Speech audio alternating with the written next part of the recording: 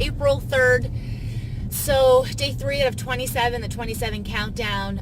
Today I am heading into the Capelli Club. So 10 Bayswater Avenue. That is the location that we are leaving.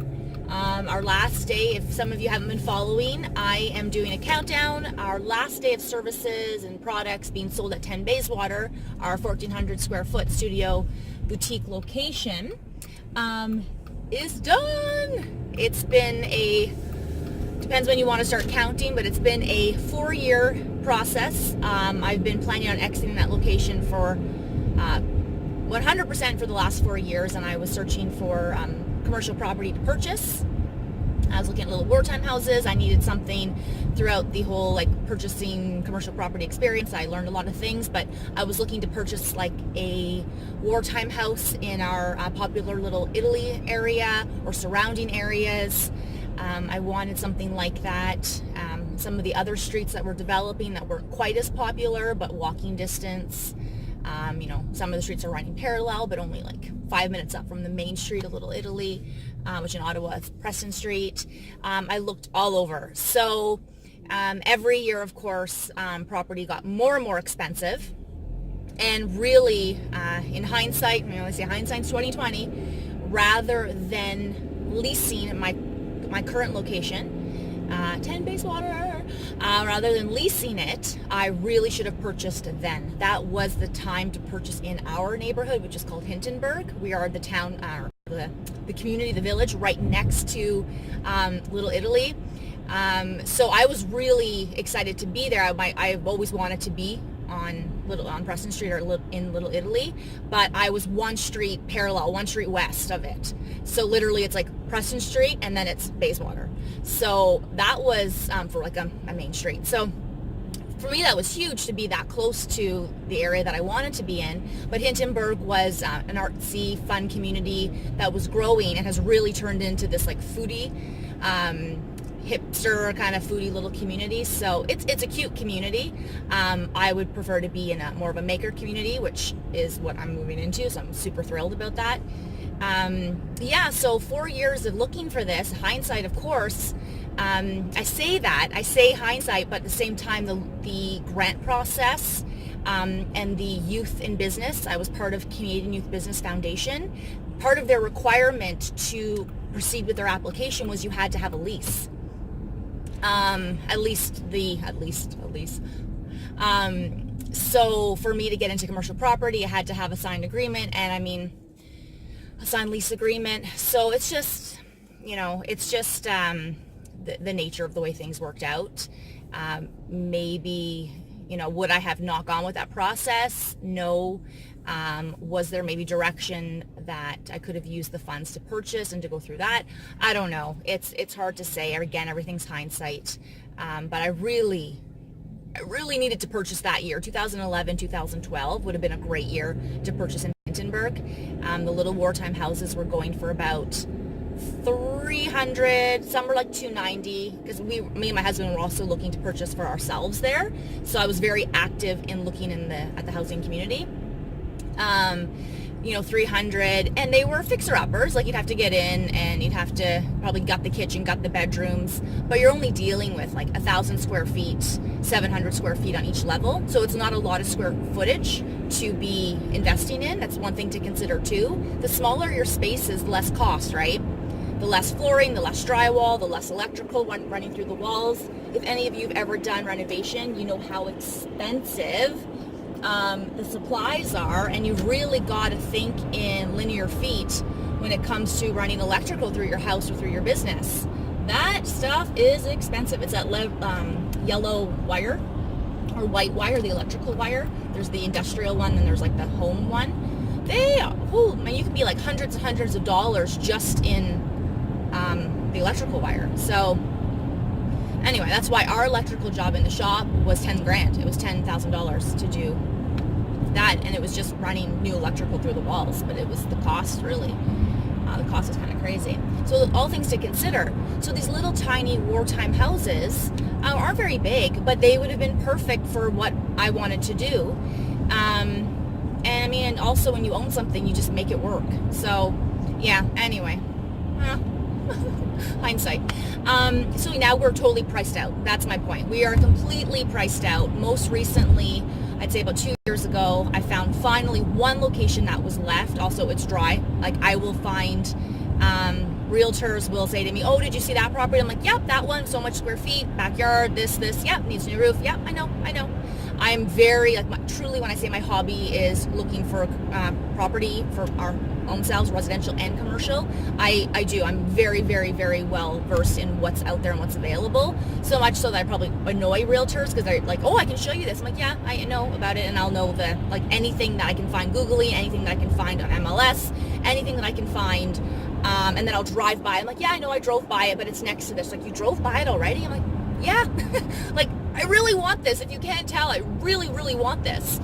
So I am very active in this, finding us property so we can, put our money into an asset. We can put our money into, rather than paying a landlord or just like we do for ourselves, we own our own home. You really, at the end of the year, whether it be $12,000 or whether it be renting like $1,000 a month, or whether it be, $100,000 at the end of the year, that money could have been put into an asset. And then eventually in your future, if you ever run into a situation where you need some cash, you can consider pulling equity out of your home or your property, I should say, to fund that or to consolidate debt or do whatever it is you need to do. So I truly, truly am a believer in property.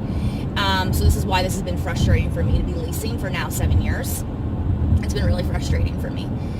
So I have to move more out west. When I say out west, I should be clear, West Ottawa. So 30 kilometers west of maybe where I am right now, to really be able to afford something. So I will go off onto tangents quite a bit, because I have so much going on right now that I want to share, and I'm doing it obviously very raw. I'm just talking to you while I'm driving to the Capelli Club, which today looks like maybe a 15-minute drive. So I apologize for that in advance. I'm like, I just have things that keep popping up. I'm like, oh, I want to say this, and I can't stop and write it down. But the most recent location that I found about 2 years ago, that's what I got off. I said, it's a dry market. One or two will pop up, and that truly is what's available in my price range. And it was $450,000. It was a little wartime house, extremely narrow hallways. So much so that they tried to put a bathroom almost in the hallway, and the toilet was like on an angle. It was kitty corner, and then your feet hit the pocket door.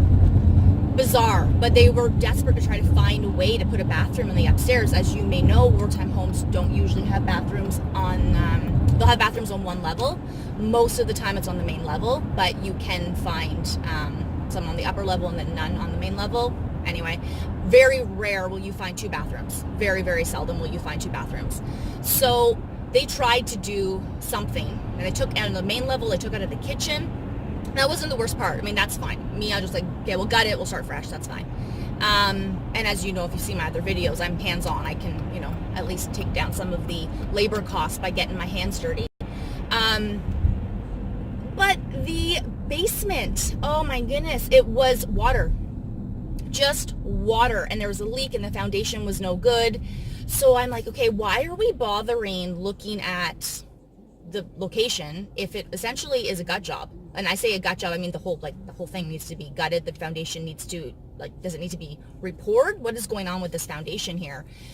This is out of my hands. I do not have a budget to get into something to rip it up and use the property. So they weren't saying property value was $450 in the listing. They were really trying to get some money out of for what the renovations that they'd done in the property. They were trying to get some value for it.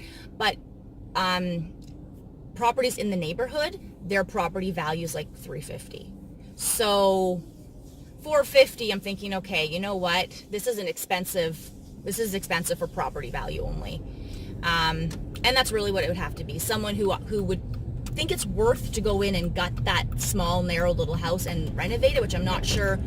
You must just have a lot of cash just to dump into it. I don't see how that would be worth it. The only way I could see that property being worth it would be to start from scratch, just rip it up. And that might sound, to people who aren't in the area, who are not involved in commercial real estate might think, are you crazy? Why would you do that to a house? That's what our whole neighborhood is. They find these little wartime houses and they gut them, and they'll build, because the properties tend to be a little bit bigger than the house, that you can fit 2 houses on the lot. What they're doing is they're gutting them and they're building these beautiful modern duplexes, tall garages, and they're doing all of that. Again, they're still narrow, but they are they're building those types of structures. Sometimes it will just be a single dwelling house, but it will still be long and narrow, and they try to get more height. They'll get permits to get like an extra floor on it to get more square footage to the family that's moving in. So what I'm going to do, we're at 10 minutes now with this video, what I'm going to do is I'm going to flip the camera over when I'm driving down Bayswater. That way you can see a lot of construction's going on that street right now. It's happening on that street right now. And you're going to see mix of old and new. I prefer the old style. I like brick. Well, my new location too. It's the red brick with like the white little bay windows. I really love the brick. And yeah, I'm actually going to flip the camera now because you can still hear me. Okay, so here we are driving down Bayswater. Or not to Bayswater, pardon me. We're coming up to Bayswater. We're driving down Gladstone right now, and you'll see kind of an idea of what the neighborhood's like. Stone, and this is a trendy area. If we continue on Gladstone, actually you can see it right now. The next intersection, that's Preston Street. The lights, that is Preston intersects with Gladstone. So this is a super cool area to be in. But out of my price range, out of my price point, I'm not going to get ahead if I keep on the hamster wheel that I'm on, because, if you're dumping all your money into your lease, I'm going to turn it actually to one side so you can see maybe more. Both sides are, lots of the similar things are happening on both sides of the street, but I want you to get a better idea of what's going on in this neighborhood. As lease rates go up, we don't really want to I don't want to say overpriced, but if we changed our prices, our service prices and our product prices to meet the cost of them, I find that such a hardship on our clients as well. So we've kept our prices extremely competitive, but but the costs are growing at such a rapid rate, we can't really keep up with our price point. So like for right now, we have suppliers that increased their products on us 30%. Can you imagine if we went in and, like Sarah, for example, she's a hairstylist that I facilitate. Her art is hair, and she also does makeup as well. She's also a makeup artist. Can you imagine if she increased her $60 haircut 30% for this year? We're lucky to increase it a couple dollars, like going from 60 to maybe a 62 or something like that. That's a norm for our industry, and that's something that also the culture of our industry is hard to fight against. So you're up against, not just the industry and not just prices and costs of doing business, but you're up against the culture of your business. So the culture of your industry, rather. So, that would be insane to increase that 30% on our customers. But so what do? We absorb the 30%. We absorb the increase in hydro doubled on us in our third year of business. These things have happened. I'm going to stop it right here. So these things have, the prices and what the cost of doing business is just insane. Everything affects everything affects something else. So when labor went up, what was that? It's like a 20% or 30% increase on labor. The employees don't think about it. Employees just think, oh, why, I'm worth it. And that's absolutely true. They're absolutely worth it. But that's not the problem. It's not just about them. That's very short-sighted to just think, what about me? If we had a world where everyone thought, what about me? Nothing, there'd be very little help for others out there. So I would hope as a community, we're thinking about our neighbors, not just ourselves. We have to consider ourselves, but it shouldn't be our only focus. We need to think about people around us, animals, our planet. Like, we have to think about other things, have compassion, think about other people. So when you're in business and when you're an employee, it's important to think about, okay, what about myself? And, I want to get a larger earning. I would like to be paid more, and the government supporting that. But what does that mean for the products that are coming in? What does that mean for the van that brings our products to us? What does that mean about the employees and the, the manufacturing for packing those products and putting tape on that box to ship it out. What does that mean for every little aspect, the little chain reaction that if one price goes up, everything else goes up? And are you doing well enough at your job? Are you providing service that you're going to be able to raise your prices to meet that? Because if you can do that, if you're like, hey, listen, I'm an awesome employee and I am going to, all the prices are going up around us, but I'm worth it because watch me. And that's the kind of employee I was. So I would take on ownership to the point that I should apologize in this video too, to the point that sometimes I do say sometimes because a lot of the times I just want to be like a pleaser. I just want people to be happy with me.